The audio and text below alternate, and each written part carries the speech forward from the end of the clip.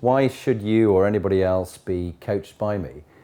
You've got to think about what is it that differentiates me from anybody else you can get. I had a chairman and a CEO and they hated each other. They just were loathed each other. They were attacking each other. But we did 3 minutes, 3 minutes, 3 minutes, 3 minutes, 3 minutes, 3 minutes. That was it. The relationship changed fundamentally forever because they'd been trying to tell the other person what to think. And as soon as the other person started talking, they talked over them. The first thing is the scars and the brain power that I bring to it. So it's a combination. I've got that experience of having made many mistakes myself, more than my fair share, worked with over 500 to 1,000 leaders who've made their mistakes, but also knowing what works. And add to that the academia, the working with CAS, business school, and other things like that, which many have one or the other. I've got the both. And then they love being challenged. And finally, they like the fact that I'm their trusted advisor on the subject, the expertise of leadership. That's what they value. Even the most senior leaders who are running very large organizations are on the hamster wheel. And what a coaching process can do, and a great coach, it will allow them that time to stop and think, to think more strategically, to think about the impact that their choices are making, and in a very trusted place where they can explore and reflect more of their actions. What makes a really great coach and what we look for is not just qualification, but it's really coming into organisations with gravitas and experience that can connect with organisations as well, because they play the role of a trusted advisor. And so they need to be able to offer something more. And part of that's what they do around their experience and not just the skill of coaching. So we do look for a very rounded individual that can actually connect with organisations and leaders and have the gravitas to operate with them. Who's, just raise your hands if you've come across Johari's Window before. Good, good, yeah, a number of you. So the approach that I'd take if I was working with you or anybody else in coaching is linked to a little model called Johari's Window, which is a very simple 4-box model. The first area is to create more trust so that you become trustworthy. The wider and the larger the open area, that you can increase the size of the open area and reduce the size of the other areas, the higher your level of trustworthiness. So if you're trying to build your trustworthiness with another team or another council or whatever it is, or a colleague who you don't understand, enlarge that area. If this area is very small and you share nothing of yourself and you're not open to anything, I can assure you, you will fall over yourself and you will get things badly wrong and you will not be trusted.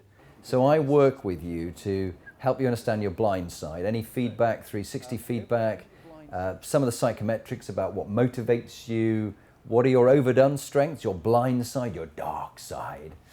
And then the other area, which is the facade that we put up, get you to open up about who you really are, share a bit more of yourself.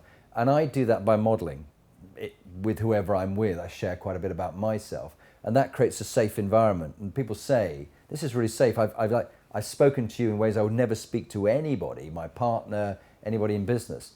So I think becoming a trusted leadership advisor to CEOs and board members means they feel safe with you. So I chose Jonathan to coach me, as it were, because he was different.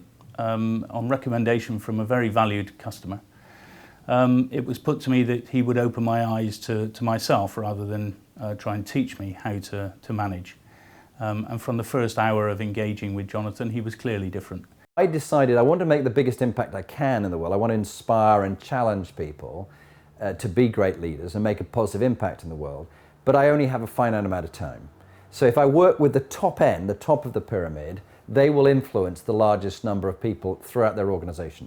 CEOs, managing directors, partners, and those aspiring to be in those top leadership roles. When you're preparing for a difficult conversation with somebody, it might be, you say, facts. Look, I've got the printout here of the email you sent me, and you said these words. And you don't put, you said these words this way, and you sort of add your own intonation, which you know, was really violent of you, and you add lots of extra stuff to it. You just say, here's the facts.